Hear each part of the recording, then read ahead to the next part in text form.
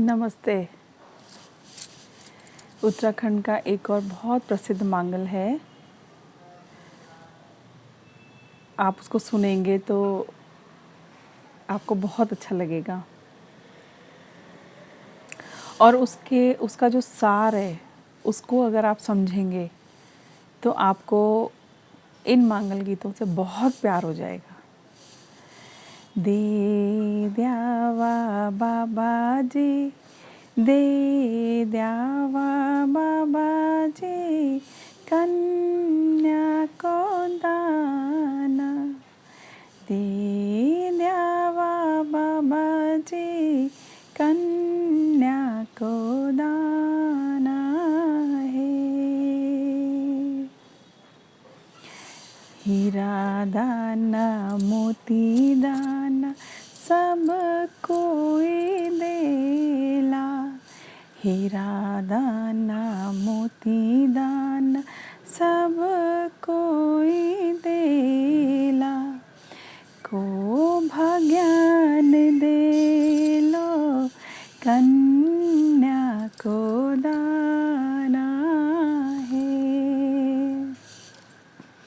तुम वेल्या बड़ाजी, तुम वेल्या बड़ी जी, तुम वेल्या चाचा जी, तुम वेल्या चाची जी, पुण्य का भागी, तुम वेल्या बड़ाजी, तुम वेल्या बड़ी जी, पुण्य का भागी है। दे द्यावा बाबाजी, दे द्यावा माजी, कन्या को दाना,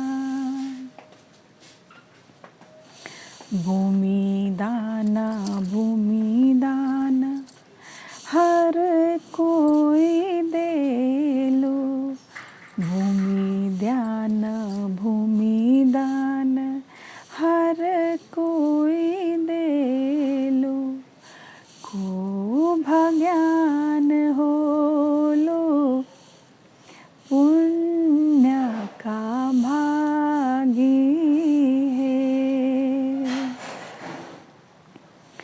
तुम वेल्या मौसाजी, तुम वेल्या मामाजी, तुम वेल्या मौसाजी, तुम वेल्या मामाजी, पुण्य का भागी, तुम वेल्या मौसी जी, तुम वेल्या मामी जी, पुण्य का भागी है। दे द्यावा बाबाजी, दे द्यावा माजी, कन्या को दाना, दे द्यावा बाबाजी, दे द्यावा माजी, कन्या को दाना है। अन्न दान धन दान सब कोई देला, अन्न दान धन दान सब कोई देला, को भगवान हो लो पुण्य का भागी है। दे द्यावा बाबाजी, दे द्यावा माजी, दे द्यावा दादाजी, दे द्यावा नानाजी, कन्या को दाना, को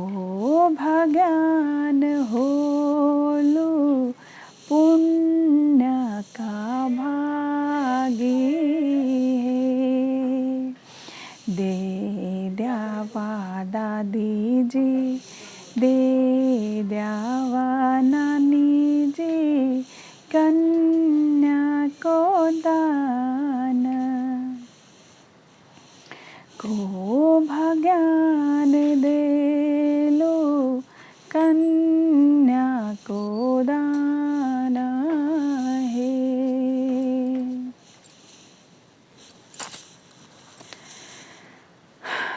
कन्या को दान कर दीजिए, गोत्र का दान कर दीजिए, अपना गोत्र वापस ले लीजिए। ये एक कड़ी है मंगल गीत में, जिस समय बांध दिए जाते हैं, हल्दी हाथ किया जाता है, गाय दान की जाती है, गौदान की जो परंपरा है वो भी कुछ सोच समझ करके बनाई गई होगी।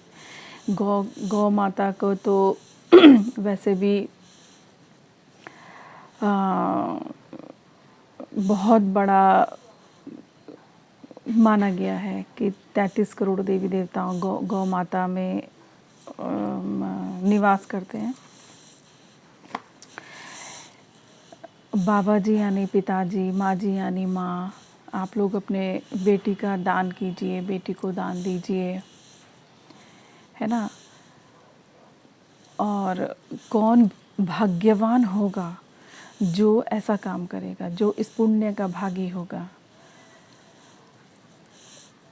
हीरे का दान, मोती का दान, सुई का दान, अन्न दान, अंश दान, भूमि दान, ये तो हर कोई करता है। लेकिन कन्या को दान करना, कन्या को देना नहीं, ये मैंने अपने पिछले वीडियो में भी समझाया था। उस गोत्र को वापस लेकर के और अपना बड़ा दिल इतना बड़ा करके फिर अपनी कन्या को, अपनी बेटी को दूसरे घर में भेजना कितना साहसिक कार्य है। कि जो वो बेटी, जो उसने बचपन से सीखा है अपने माँ बाप के साथ, अपने परिवेश में, जिस भी परिवेश में वो बड़ी हुई है, उसको ले करके समूचा का समूचा उसको ले करके और उसने दूसरे घर में जाना है। और दूसरे घर में उसने अपने गृहस्थ जीवन में कैसे बैलेंस करना है, वो सब जो वो यहाँ से सीख करके जाती है। उसके बाद उसने अपने नए घर में कैसे अपनी गृहस्थी चलानी है, कैसे वो नए आने वाली परेशानियों को, नई आने वाली खुशियों को, दुखों को कैसे समेटेगी, कैसे वो संभालेगी, किस तरीके से वो हर परीक्षा में पास होगी। कितनी बड़ी बात है ये एक माँ बाप के लिए, जो अपनी पली पलाई बेटी दूसरे घर में भेजते हैं सिर्फ इसलिए कि दूसरे का घर आबाद हो सके। अपवाद सब जगह है। अगर इस परंपरा के भी, इस मांगल गीत के मूल में आप देखो तो माँ बाप सिर्फ अपने आप को नहीं रिप्रेजेंट करते हैं, अपने पूरे खानदान को रिप्रेजेंट करते हैं कि उनके पूरे खानदान के गुण लेकर के वो दूसरे खानदान में प्रवेश कर रही है। ट्रांसफॉर्मेशन जो उसने अभी तक अपने मायके में किया, उसका अपग्रेडेशन हो रहा है। अपग्रेडेशन मतलब एक और ऊंचा स्थान, और ऊंचे स्थान में जाने के लिए उसके पश्चात वहाँ पर रह करके वो कैसे अपने इस ट्रांसफॉर्मेशन को, अपने इस बदलाव को कैसे कंप्लीट करती है, कैसे संभालती है। तो ये सब तो होता ही है। कितना बड़ा आत्मविश्वास चाहिए। आजकल नवरात्रे चल रहे हैं, नवरात्रे में जो मुझे सबसे ज़्यादा आकर्षित करती है वो है माँ दुर्गा शेर की सवारी करती थी। ये जो चित्र होता है ना, ये मुझे बहुत अच्छा लगता है। क्यों? क्योंकि मैं शेर को समझती हूँ जो बहुत सारी परेशानियाँ जब लाइफ में आती है, अप एंड डाउन आते हैं, उतार चढ़ाव हमारे जीवन में आते हैं। हमको कौन बोल रहा है, मैं भी बीइंग अ लेडी, एक महिला होने के नाते मुझे भी ऐसा लगता है कि बहुत सारी चीज़ें ज़रूरी नहीं है जो शारीरिक रूप से ही हो रही हूँ, मानसिक रूप से भी उथल पुथल मचा देती हैं। और वो जब उथल पुथल होता है ना, वो मुझे ज्वालामुखी के जैसे लगता है, और वो ज्वालामुखी मुझे शेर की तरह लगता है। और इस ज्वालामुखी को कंट्रोल करके उसमें माँ दुर्गा बैठी हुई है। सोचो आप, कितनी बड़ी बात है, कितना अच्छा लगता है। फिर मैं कमज़ोर कैसे हुई? क्योंकि मैं अपने भावनाओं को कंट्रोल नहीं कर पा रही हूँ। और आप सब जगह देखिए, जितने भी सिद्ध पीठ हैं सारी माताओं के हैं, महिलाओं के ही तो हैं, स्त्री तो है वो। जहाँ पे अगर ये कहा होता कि लड़की कमज़ोर है तो माँ काली का रूप नहीं धारण करती। अगर ये कहा जाता कि वो कुछ नहीं कर सकते तो शेर की सवारी यूँ ही नहीं करती। अगर कहते कि बुद्धिमत्ता नहीं है तो माँ सरस्वती को ऐसे ही नहीं पूजा जाता। नव दुर्गा हैं हम कमज़ोर कैसे हो सकते हैं? और ये जो मांगल गीत है ये मुझे इसलिए भी अच्छा लगता है, कितनी धुक-धुकी, कितना डर रहता होगा ना पेरेंट्स के मन में कि हमारी बेटी कैसे संभालेगी दूसरे के परिवार को। बहुत सारे लोग ऐसा भी कहते हैं कि दूसरे परिवार को भी संभालना चाहिए। हाँ, ये उनकी अपनी सोच है, लेकिन मुझे लगता है कि माँ बाप का प्यार, समर्पण, मजबूती, आत्मविश्वास, ये सब लेकर के ही तो एक लड़की जाती है। तो उसे माँ दुर्गा भी होना चाहिए, उसे माँ काली भी होना चाहिए, माँ सरस्वती भी होना चाहिए। तभी तो सारा संसार माँ के आगे नतमस्तक है। अपनी बेटी देना आसान होता है? नहीं होता है, बहुत मुश्किल होता है। वो माँ बाप बहुत धन्य हैं, वो दादा दादी बहुत धन्य हैं, वो मौसा मौसी जी बहुत धन्य हैं, मामा मामी, चाचा चाची, ताऊ जी ताई जी, जितने भी रिश्ते होते हैं जो कन्या का दान कर रहे हैं बहुत धन्य हैं, पुण्य के भागी हैं, जो अपने दिल को बड़ा रख करके अपने पौधे को दूसरे घर में भेजते हैं। वैसे भी मैंने देखा है उत्तराखंड में स्त्री जाति को श्रेष्ठ माना जाता है। वैसे भारतवर्ष में ही माना जाता है, लेकिन उत्तराखंड की एक परंपरा है जो मैं बचपन से देखती आई हूँ और आज भी मेरे घर में वो परंपरा निभाई जाती है। वो परंपरा ये है कि लड़की वाले रिश्ता लेकर के नहीं जाते हैं, लड़के वाले आते हैं। क्यों? क्योंकि लड़की वाली को लड़के वालों से ऊंचा समझा जाता है। आप सब लोग पढ़ लिख गए हैं, बाहर चले गए हैं, दूसरे लोगों के संपर्क में आ गए हैं, तो ठीक है, थोड़ा बहुत मॉडरेशन होना चाहिए, मॉडरेशन भी होता ही है। लेकिन आज भी जो इंटीरियर इलाके हैं वहाँ पर ऐसा ही माना जाता है। इवन मेरे पेरेंट्स भी अभी तक यही धारणा रखते हैं कि लड़की वाले नहीं जाते रिश्ता खोजने, लड़के वाले ही आते हैं। और क्या होता है जब शादियाँ होती हैं या उत्तराखंड में जब शादियाँ होती हैं तो जब लड़की विदा हो जाती है तो विदा होने के बाद लड़के वाले अपनी हैसियत दिखाने के लिए लड़की वालों को अपने घर आमंत्रित करते हैं। पहले तो इतना नहीं था 56 प्रकार के व्यंजन वो लोग तैयार कर सकें। तो पहले उत्तराखंड में क्या होता था, क्योंकि यहाँ ज़्यादातर मांस ज़्यादा खाया जाता है, मीट ज़्यादा खाया जाता है, तो बकरा मारा जाता था जब लड़की वालों को बुलाया जाता था। और उनके जो मेन लोग होते थे उनको कहा जाता था मुख्य पौना या पैणा, थोड़ा बहुत चेंजेस हैं लैंग्वेज में। जो मुख्य होते थे लड़की के ताऊ ताई, दादा दादी, नाना नानी, जो मेन होते थे, चाचा चाची बहुत क्लोज़ में, तो उन लोगों को बुला करके उनका स्वागत किया जाता था। जिस दिन लड़की लड़के वालों के घर जाती है उस दिन स्पेशली उनको बुलाया जाता था, माल्यार्पण किया जाता था, लिफाफे दिए जाते थे, पैसे रख करके उनको टीका किया जाता था और उनकी शानदार पार्टी होती थी। और जाते समय उनको बहुत सारा कल्यो यानी कि लौटते समय जो प्रसाद होता है, मिठाई होती है, वो सब दिया जाता था। अभी भी होता है, करने वाले अभी भी करते हैं, लेकिन वो इंटीरियर में होता है। लेकिन जो असली परंपराएं हैं, बाकी तो आप अपभ्रंश टाइप हो गया है सभी जगह। खैर, ये रिवाज मुझे बहुत अच्छा लगता है और हमारे टाइम पे भी हुआ था, वो ज़्यादा टाइम नहीं हुआ है अभी, लेकिन फिर भी ऐसा हुआ है, तो ऐसा होता है।